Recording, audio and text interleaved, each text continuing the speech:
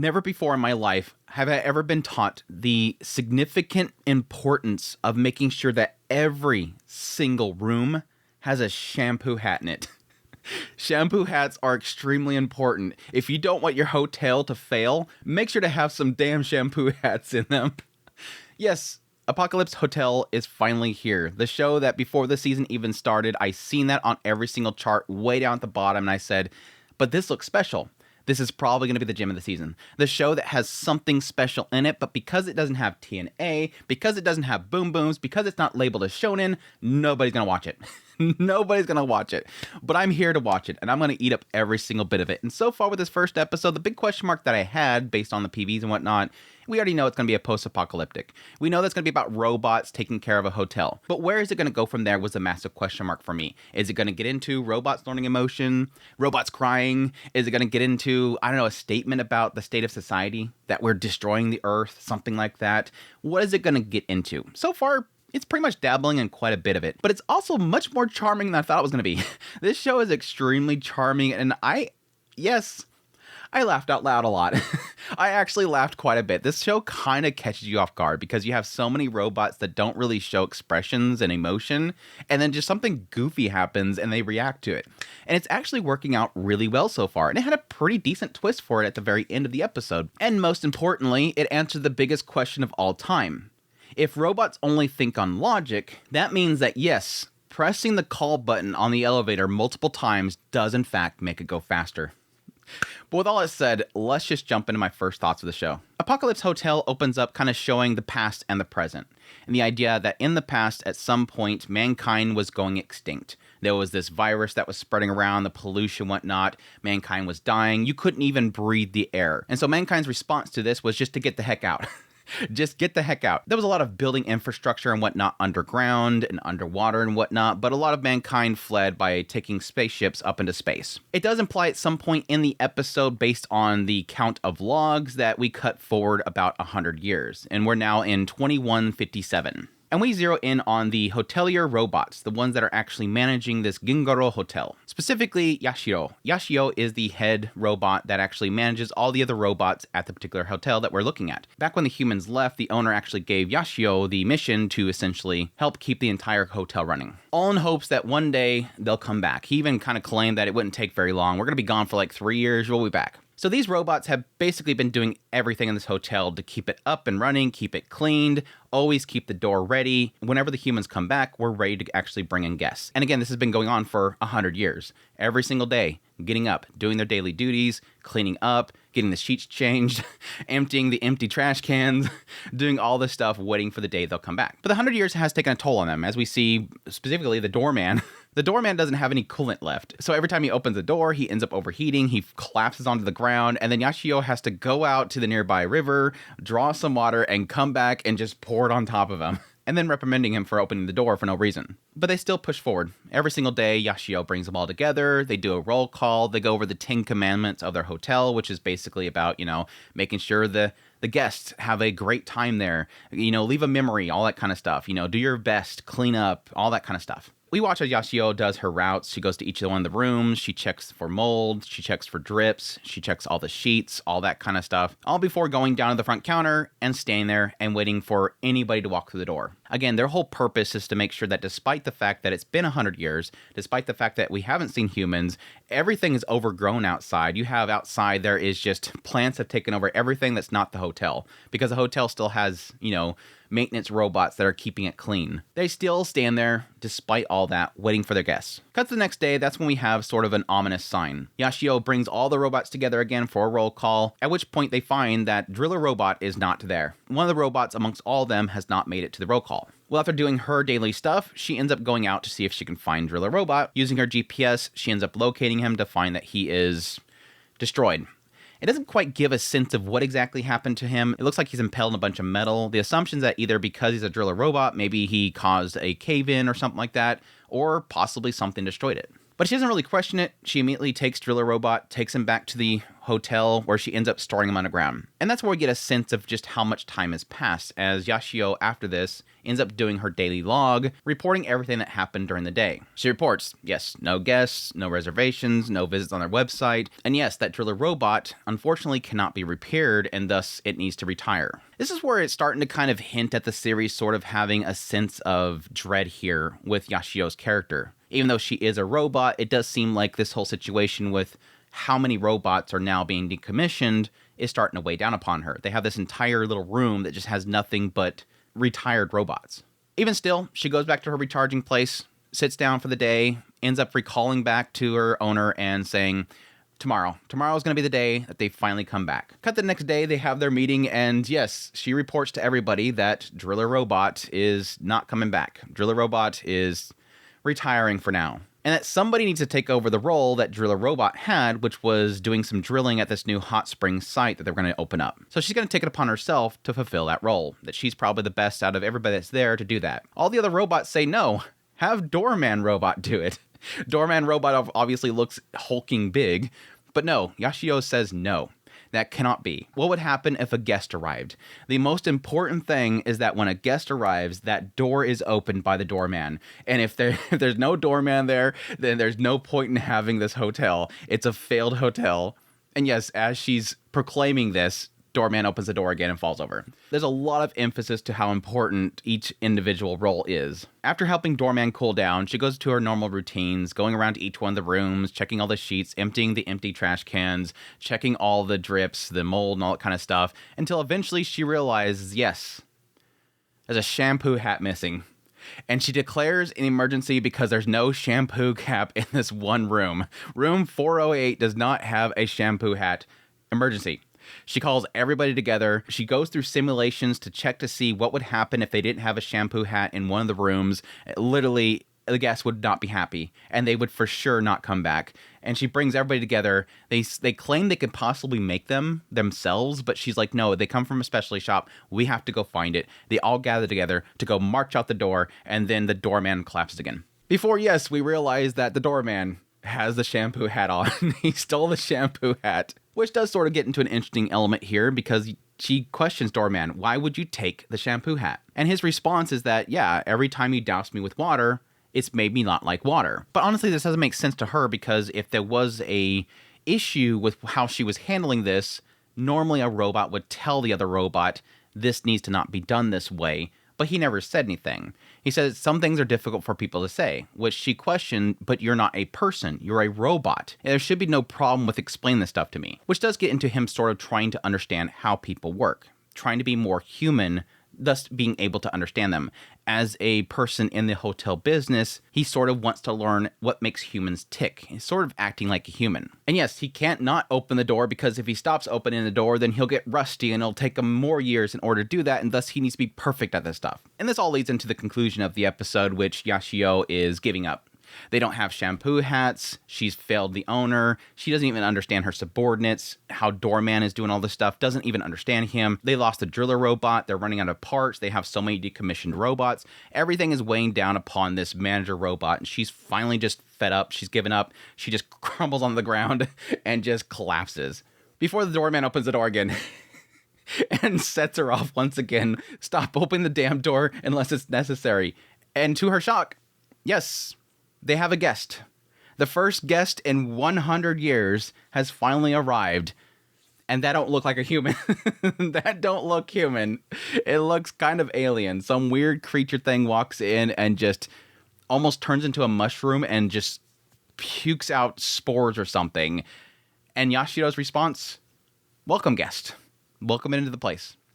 And that's how the first episode concludes. Apparently aliens are showing up, but yeah, it's a very interesting show overall. I actually really did enjoy this episode. There's a lot of reasons why, and it's going to be very difficult for me to really explain. I think the greatest thing about this show is that, it sets up with the idea that humankind is not doing good. They're getting the out. They're just getting out of there. Retreat from the earth. But there's the expectation that it'll eventually come back. And it just really kind of just throws you right into the world itself. Very beautiful vistas, very beautiful backdrops, the nature itself reclaiming the area, strangling the buildings all around them, and then having this one oasis amongst all of this green and shrubbery is this one hotel. And having Yachio, as she walks through all that stuff, coming back to the hotel, coming before we just get a goofy joke. This idea that she constantly has to cool down the stupid doorman because he can't not open the damn door. But despite this being sort of comical, it does have a deeper meaning to the whole situation here. That Yashio, doorman robot, driller robot, environmental checker, the maintenance, the gardener, all these different robots have these roles they're supposed to fulfill. It's kind of a tragic and unsettling concept here of mankind itself not being around for 100 years. The assumption is that mankind's gone. They're never coming back. I mean, unless technology is a little bit better in another 20 or so years, my assumption is that they're not coming back. That they maybe have all died up there. I mean, some of them may have gotten infected. They got in the spaceships, got up there, and probably died. That's the assumption there. But either way, mankind's not coming back. And so it has this constant unsettling feeling of almost, again, it's melancholy. It's like it's tragic. The idea that this is it. Mankind's gone, this deserted world, this apocalyptic world where nothing really of life exists anymore. But yet the robots themselves have the directives. They're programmed, this is what I'm supposed to do, so I'm going to keep doing this and doing this and doing this and doing this and doing this, and it'll never stop. Again, 100 years of every single day, 36,000 days of Yashio getting up, roll call, and doing her routine, checking everything. Again, emptying empty trash cans, every day, the same thing. Nothing's changed in the room, just constantly redoing the same routine over and over again because that's the directive. This is what we're supposed to do. Do it without fail. But over time, slowly, things are starting to fall apart. And that's what we get a sense of when she takes Driller Robot, takes him back to this maintenance shed, and basically throws him amongst everything else that's there. Yeah, the question mark is going to be, what the hell happened to Driller Robot? It could have just been a collapse of some, an underpass collapsed onto him, impaled him. But this seems to be something that is sticking with her. And the idea that it does seem like there is a sense here that things are falling apart. And she is sort of affected by this robot. And so that is sort of opening the door to the idea that despite mankind being gone, despite there being a very sad and tragic feeling of a lack of humankind within the Earth, this void of an Earth, this empty planet, the robots themselves might be starting to feel like the humans, or at least trying to mimic them. That's like Doorman starts to get into at the end of the episode. It seems like it's wanting to get into the idea of robots themselves trying to be human. I want to understand humans so I can do a better job of opening the door for the human. And thus, over time, I'm going to start acting like a human. And again, Yashio, even though she's programmed to do this, could it possibly be that she's starting to feel emotions? Is she starting to be more and more like a human? Question mark there. I'd be curious if eventually it does get into that stuff, but it does seem like, at least for Yashio and Doorman, it does seem like they're starting to touch on that idea. But even though it is kind of tragic, even though it is kind of heavy in that regard, even though it is exploring that element, I like how they're also still comical. This show is still funny. I had several points in this episode that I laughed out loud. The shampoo hat thing was so dorky. I rarely does it just slip out. Rarely when I watch a show, I sometimes know it's coming. That caught me off guard. And it just was so silly. I absolutely loved it. The idea that she just comes around the corner and says, shampoo hat. And then she leaves and she comes back and she goes, shampoo hat. And then she goes back to the other one. She comes back, shampoo hat. Almost like she expected that if she came back after checking the other ones again, it's going to be there. But it's not there. And it just, her robotic brain just breaks at that moment. She just stares up in the sky and just, the computing goes crazy. Emergency report. Everybody come together. We have a problem. Like I said before, technically hitting the call button over and over again, thus proving by robot logic that works. Running through simulations about how, yes, it's a 0% chance that they would ever come back if they didn't have a shampoo hat. Even like some of the robots are dictating that, well, what if we give, maybe send a bald person into that room? They won't need a hat. No, that doesn't matter because it's to keep the shampoo out of the eyes. The logic there. But you don't need it if they don't have hair. All this simulations and whatnot is going through and just getting super fed up. And then again, the doorman joke. The doorman joke, it wasn't funny at first. It was cute, but it's like over time, it's starting to become sort of a bit that does sort of play into certain other jokes. And I think it's doing that really well. But the comedy's been pretty solid so far. I've likened a lot of the silliness about these characters that don't normally, they're robots. So it's not like they're trying to go for a bit. It's because stuff happens and their overreaction to those things because it's important to a robot because that's their directive. This is what they're programmed to do. This is our job. And they take it insanely serious. Just like with the whole doorman situation where they want to send him to do Driller Robot's whole deal. She's like, no. She goes to this grand presentation about how important it is for the doorman to be there and how incredibly skilled he is at it. Though he's the only one that she knows, so that's the only comparison she has is himself. And then, yeah, as she's presenting this and talking him up like hugely, he collapses because he opened the door. And then she has to splash the water on him again.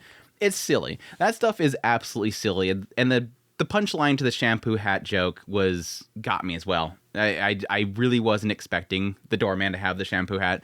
It was funny. It's got that charm oozing out of it amongst, again, what's a kind of depressing world. A depressing and dead world. But either way, I am kind of curious what they will end up doing with Yachio's character. I'm kind of wondering if they'll end up getting into an element of her being frustrated with the loss of the robots. Because that does seem to be something that is weighing on her. As she's doing her report, she's thinking about Driller Robot. As she goes and does her daily routine, this other robot comes up and points out that she's late. She's done this for 100 years, and she presumably is never late. And then suddenly she's late. She's late on her routine. She's late on her route. Question mark. When she goes back and recalls everything that she'd done up to that point, she recalls Driller Robot. So it does imply that this is something that is weighing upon her. But I kind of wonder if that is all to sort of add up to the very end of it where she is falling apart. She shouldn't have programming that tells her to have anxiety. She shouldn't have a program that tells her to have a panic attack. She literally crumbles upon the weight of everything that's kind of falling apart. Driller Robot, the parts, doorman over here falling over every 2 seconds. Nobody's come here in 100 years. Yeah, the shampoo hat. They don't have a supply of shampoo hats. She's falling apart. So the assumption there is that is she evolving? Does she have programming to be human? That's the question mark there. But yeah, obviously the ending was the massive question mark for the show, and that is not humans coming back, but aliens. Which I could technically see that being an interesting route to go, and the idea that, no, humans are gone, they're dead, and the robots have basically kept alive human culture. And the idea that everything else is overgrown, everything else is gone, everything else is crumbled and decayed, but this one civilization is still here. The robots have kept this one sort of relic of humankind still standing, so that if anything, no matter how many universes away it is, comes there, they still see human culture through the robots that were sustaining this hotel. And I'm assuming that's the direction it'll go, that you'll have an alien show up, and the robots are going to basically take them in there, show them human culture, and then eventually send them away. Thus giving that sense of like, wow, humankind was actually great. Which is sort of an interesting statement to make. And the idea that back here, when it shows the opening sequences and, you have humankind they didn't say exactly where the flu and the virus and everything came from and the pollution came from, but the assumptions of humankind probably made it. But humankind was their own decline. But over here in the future, when aliens finally show up, they get to see a building that is formed to be as kind and welcoming and gentle as possible. The most gentle side of humankind is displayed through the service that these robots do that were formed that way by their owner to give other people the best experience ever, to make them as happy as possible, to leave a mark on their memories. It is the best way to show the kindness of humankind is through service. So that'd be a cool little message there as well. I'll be curious to see if that's the route they'll end up taking with it. But yeah, that's all to say. I'm loving it. I'm loving the setting. I'm loving everything they're kind of doing with this. And yes, it's beautiful. I love this style. It's a very soft and gentle style. The attention to detail and the backdrops, the environments and whatnot is just absolutely beautiful. The voice acting's fantastic. The presentation itself is fantastic. The hitting the joke points is great. Everything is playing out well, and I'm loving it to death. Cygames Pictures is just, they're going crazy with this. They're doing a fantastic job. The series composition writer and the script writer worked on Gymnastic Samurai, Zombieland Saga, and Ninja Kamui. I love one of those. And so I'm kind of feeling that here, especially with the comedy, Zombieland Saga. I'm feeling that Zombieland Saga humor here, so I cannot wait for more of it. But Absolutely loving it. Highly recommend it. Please, if any of this sounds interesting, definitely check it out. Get the word out there. Let's try it for once. Rather than typically Andrew sitting here crying about how his gem of the season won't get attention. If you do like this show, tell somebody about it. Tell somebody about it. Let's help something like this get propped up there. So anyways, that's my thoughts on the show so far. Hope you guys enjoyed this video. As always, if you did, hit like button down below, comment. Let me know what you think of the series if you're going to be checking it out. Additionally, if you're new here, make sure to hit the subscribe button so you can get all my content. I do news, reviews, first impressions, top lists. If it's anime, it's pretty much here. I'll be doing first impressions of all the shows of the season, so definitely stick around. If you like this content and you want to support y'all more, I have links in the description below. Greatly appreciate it. Until next time, y'all take care.